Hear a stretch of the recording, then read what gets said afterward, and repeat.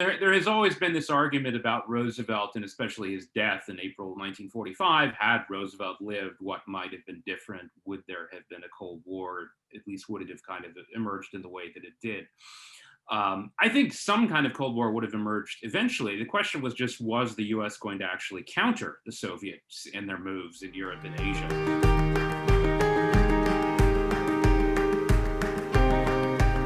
Hi, this is Tony Williams, Senior Fellow at BRI, and we are pleased to bring you the first episode in our new series on the Cold War and the presidency. And we're really pleased to have Sean McMeekin on FDR and the origins of the Cold War.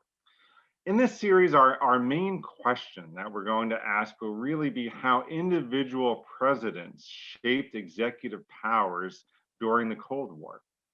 Now, by way of introduction, Sean McMeekin is a professor of history at Bard College. He is a prize-winning and best-selling author of numerous books, including The Russian Revolution, A New History, and most recently, Stalin's War, A New History of World War II, which is the basis for today's discussion.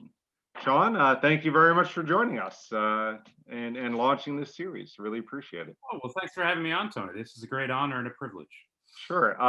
Stalin's War is a really magnificent book, and I was really excited to talk about it today because, sort of really confirms everything we've always thought about Stalin, with just a tremendous amount of evidence, really presenting this very persuasive case about your main arguments in the book. So really a fabulous book. Thank you. So, well, let's dive right in. Before we get to FDR, let's look at the intentions of Stalin and the Soviet Union at the beginning of World War II. Now, you argue in Stalin's War that he really had sort of a plan for world domination, for world revolution, and really wanted the capitalist nations of the world to go to war with each other and sort of destroy each other and bleed each other dry, and that Stalin would kind of come in and pick up the pieces and really aggressively and even murderously expanded Russian borders at the beginning of World War II. He expands into the Baltic states, most notoriously also into Poland, tried to expand the borders into Finland, also in Asia as he's stirring up the Sino-Japanese War, and even into the territory around the Black Sea. Is this a fair assessment of Stalin's intentions? Well, I think so. I mean, your phrase world domination, of course, is so That's right. dramatic. It almost calls to mind this kind of image of a James Bond Spectre type agency.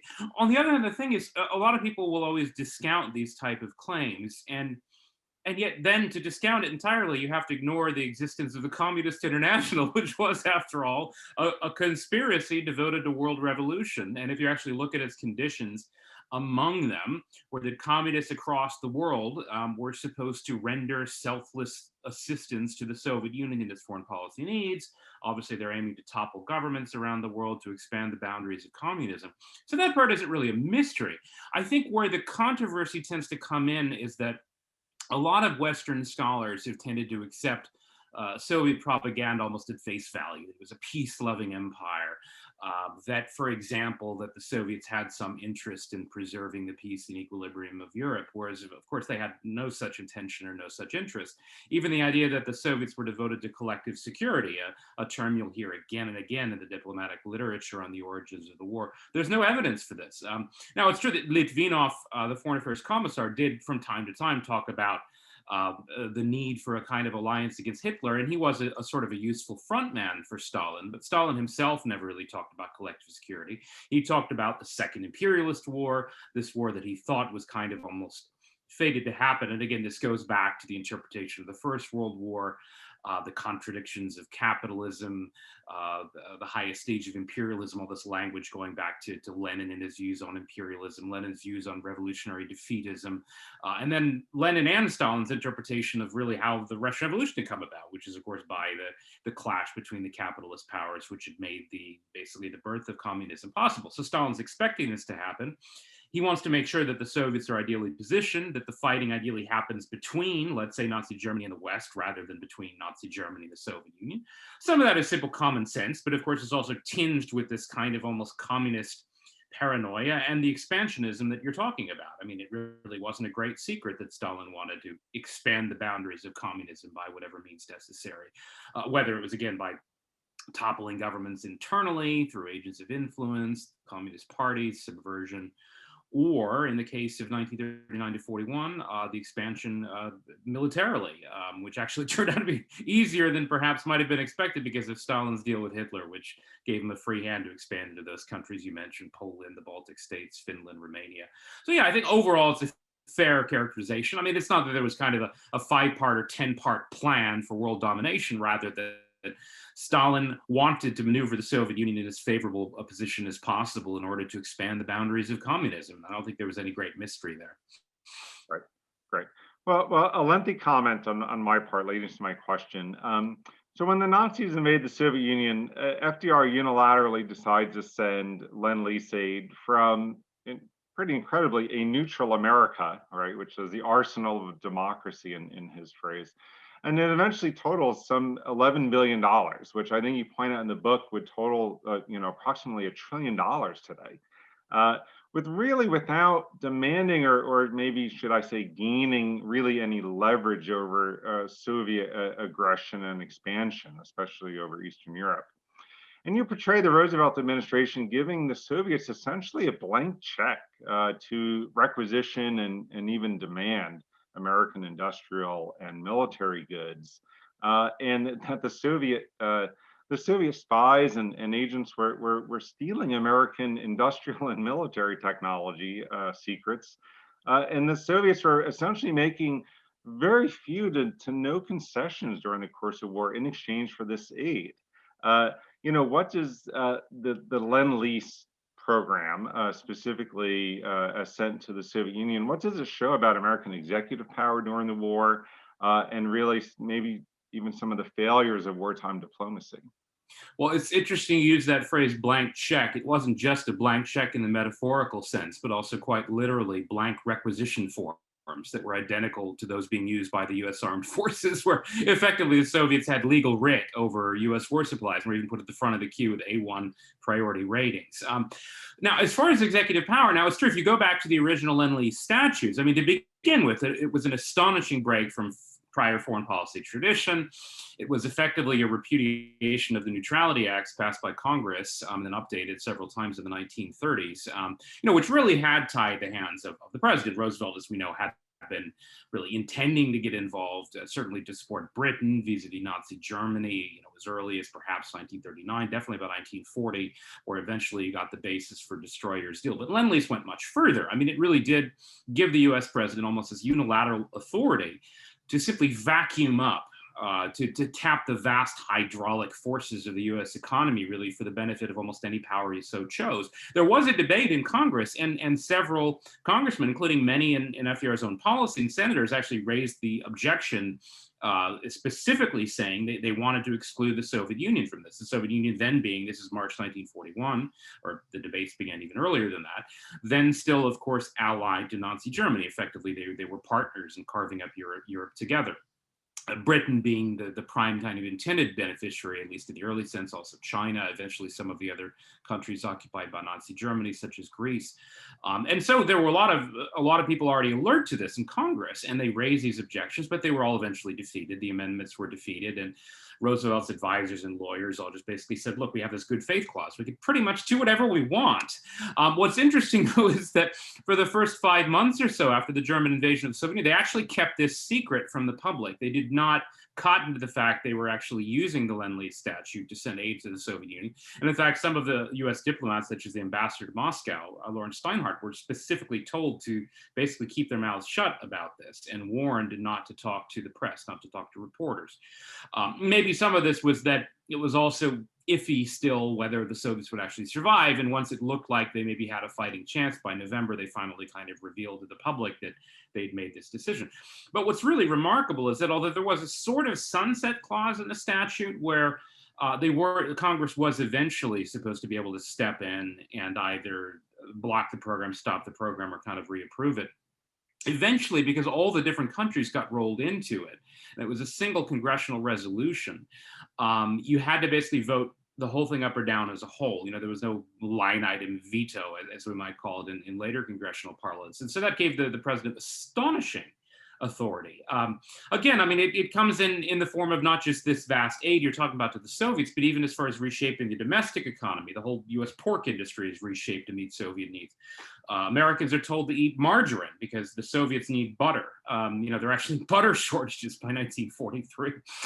Pork, even fish. I mean, I was astonished that there was this scandal that actually reached the halls of Congress, that Soviet fishermen were actually given this kind of carte blanche right to fish the waters off the Pacific Northwest between Oregon and Alaska. They ended up fishing out king crab, among other things.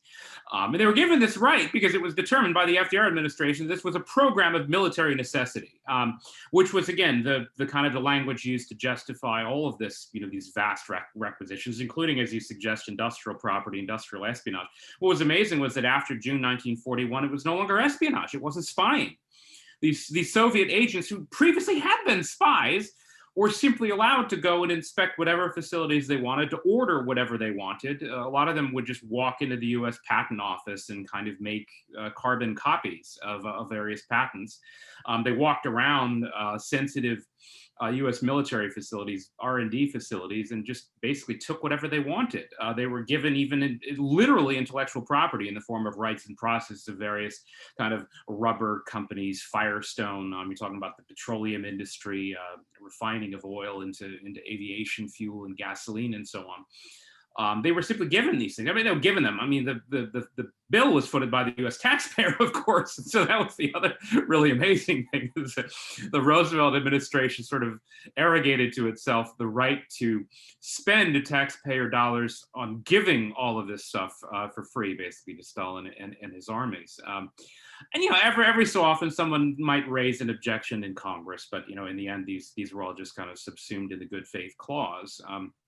It was determined, for example, when someone objected to the transfer of intellectual property, technology transfer, intellectual property rights, that they used the principle of eminent domain. It's kind of an interesting interpretation of eminent domain, that effectively they could do this because that's the power granted to the president by the Lend-Lease statute and the good faith clause. It really is. It becomes stranger and stranger the closer you look at it. Very, very interesting. And how do Soviet agents and Soviet sympathizers, within the administration, really shape administration wartime, diplomacy and policy towards the Soviet Union? Well, some of them did so quite directly. I mean, in the case of Harry Dexter White, there's a lot about this in the book. The kind of Assistant Secretary of the Treasury, right-hand man of Henry Morgenthau, we now know he was regularly reporting to Soviet intelligence, so that he would sometimes meet with Soviet diplomats or officials. They would let him know what the priorities were. He would kind of give the necessary approval. Some of this was done through the Treasury Department. It wasn't exclusively the Treasury Department. There were obviously a lot of Soviet agents in the State Department. I mean, Alger Hiss perhaps being the most famous and notorious of them. But I really think a lot of it comes down to this. I mean, Harry Hopkins plays a huge role in the book, and there is a little bit of an argument among specialists about Hopkins and whether he might have been, I'm forgetting the number, I think it might have been Agent 19 mentioned in some of the Venona decrypts. I'm not convinced that he is. I don't think there's any clear evidence that Harry Hopkins was either regularly meeting with a kind of a Soviet handler reporting to them. To some extent, it was just at a much higher level. He was what you might call an agent of influence, just in the sense that he had vast power. I mean, he was basically running the Lend-Lease program, and he was quite open about the fact that he was doing everything he could to support the Soviets. And he would get asked again and again and again, should we ask, as early as 1941, when he's in Moscow on his first visit, and Ivan Geaton, the U.S. Military attaché, asked, can we at least get something in return? Can they at least let us go to the front and see how they're using our equipment? And Hopkins says, no. There won't be a quid pro quo. As late as 44, when some of Avril Harriman, the new ambassador to the Soviet Union, and some of his aides begin asking, can we get something in return? Hopkins says no. He's quite open about it. He doesn't hide this. Again, whatever his motivations might have been, I don't think he was a spy. I don't think he was literally reporting to Soviet intelligence. But I also think that's kind of a little bit of a semantic question that, to some extent, is beyond, is kind of it misses the point. The point is what he did. Why he did it, again, might have been just a kind of a general sympathy with the Soviet Union. He had relationships with Stalin, Molotov, and other Soviet leaders. They seemed to like him. He seemed to like them. He was kind of devoted to their cause. He obviously thought Nazi Germany needed to be defeated, and he thought the Soviets were the best way to do it, and he thought the Soviets would be powerful after the war. This is the way he would explain it. You could, of course, make the exact opposite argument. Because they would be so all-powerful after the war, the U.S. should be far more wary and careful about supplying the Soviet war machine, the Red Armies, so generously and lavishly. But his argument was they're going to be all-powerful, so we better do whatever they want. And it's, to me, that's a questionable way of doing business, but he didn't hide it. He wasn't shy. Right, great. And the the post-war world is a great segue into my next question.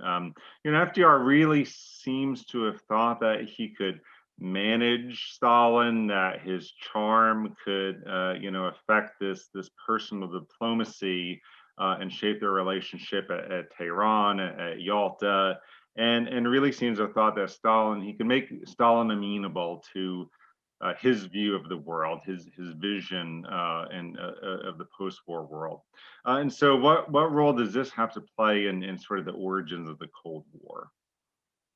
Well, it's a great question. There has always been this argument about Roosevelt, and especially his death in April 1945. Had Roosevelt lived, what might have been different? Would there have been a Cold War? At least would it have kind of emerged in the way that it did? I think some kind of Cold War would have emerged eventually. The question was just, was the US going to actually counter the Soviets in their moves in Europe and Asia? Under Roosevelt, effectively, the US was not countering them at all. The US was actually aiding them. I mean, as early as Tehran, Roosevelt gave Stalin this massive sphere of influence in Asia at a time when the Soviets weren't just neutral vis-a-vis Japan, when they were actually arresting and interning hundreds of US pilots who happened to crash land on Soviet soil after bombing raids on Japan. So Stalin was effectively actually collaborating with the Japanese, and Roosevelt actually promised him a sphere of influence in Manchuria, all these other places. Truman, we do know Truman was tougher.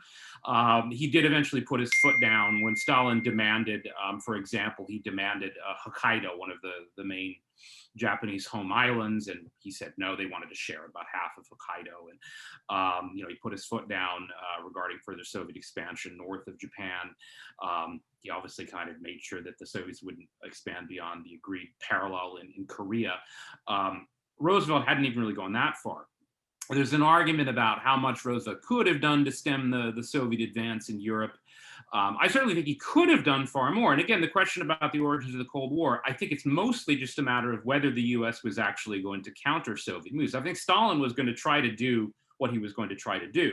The difficulty is that Roosevelt was not simply making things easier for him. I mean, he was literally signing off on these vast spheres of influence. I mean, at Tehran, he signed off effectively on the Soviet control of the Baltic states, of the ability to manipulate the borders of Poland, spheres of influence in Eastern Europe. And this was at a time when the Soviet armies were still 600 miles and more from the old Reich Soviet border. And so as far as the early Cold War, I think it's mostly a matter of when the US was going to kind of cotton to what was going on and fight back. And I think that Roosevelt's death, maybe to some extent in April 1945, accelerated this, because I think Truman, to some extent, kind of woke up a bit more quickly. I mean, Churchill had already been trying to wake Roosevelt up to the threat as early as Tehran, certainly at Quebec, certainly at Yalta. I think it really was him. And I think even Roosevelt would. I mean, he was concerned even right before his death when Stalin accused him of double dealing with the Germans. He hadn't actually broken with Stalin yet, but I think he had come to become a little bit more concerned about Stalin's moves in Eastern Europe. So I think some type of Cold War was probably inevitable. It was just a matter of when and how the US would counter these aggressive Soviet moves in Europe. All right, great. Final question. So how does FDR's unilateralism, diplomatic relations with the Soviet Union during the war shape executive power during World War II and then for his successors in the Cold War? Well, I think it established a fairly clear precedent, which is to say this extremely powerful executive, and not completely running roughshod over Congress in every sense, but certainly dismissing congressional objections and using kind of whatever legal and administrative means were necessary to bypass Congress. Now, it is true that eventually in 1950, Congress did pass that kind of resolution, NSC 68, enabling far greater spending on the kind of security infrastructure of Europe. And Truman did at least pay Congress the compliment of asking, of course, in 1947 for funds to carry out the initial kind of policies of what would later become known as the Truman Doctrine. But that said, I do think the precedent was established that the president really did have this more or less unilateral authority over foreign policy. I mean, if we look back to even the original congressional duty, really, role in declaring war, you could correct me if I'm wrong, because I'm by no means a U.S. Political or presidential historian, but I don't believe we've had a formal declaration of war since 1941. And so even that kind of basic power, you might say, of the presidency, you could say that even predates Pearl Harbor. I think to some extent it goes back to Lend-Lease, which to me was kind of belligerence in all but name. The president had already effectively chosen sides in the war and decided to line up the United States alongside any country which either was or was potentially going to be an opponent of Nazi Germany. I think that the Lend-Lease Act of March 1941 really marked the kind of point of no return. That to some extent it was implicit that the U.S. would no longer go about declaring war in the old-fashioned way, but the president would just determine foreign policy on his own. Sean McMeekin, thank you very much for joining us to help launch the Cold War and the Presidency series, and thank you for your remarkable book, Stalin's War. Thanks so much, Tony. Thanks for having me on. Thank you for joining us on our conversation and our mini curriculum video series on the Cold War and the Presidency. Check out our other episodes on Truman, on Kennedy, and Nixon and Kissinger, and also Ronald Reagan, with interviews with several distinguished historians on this very, very important topic. Thank you.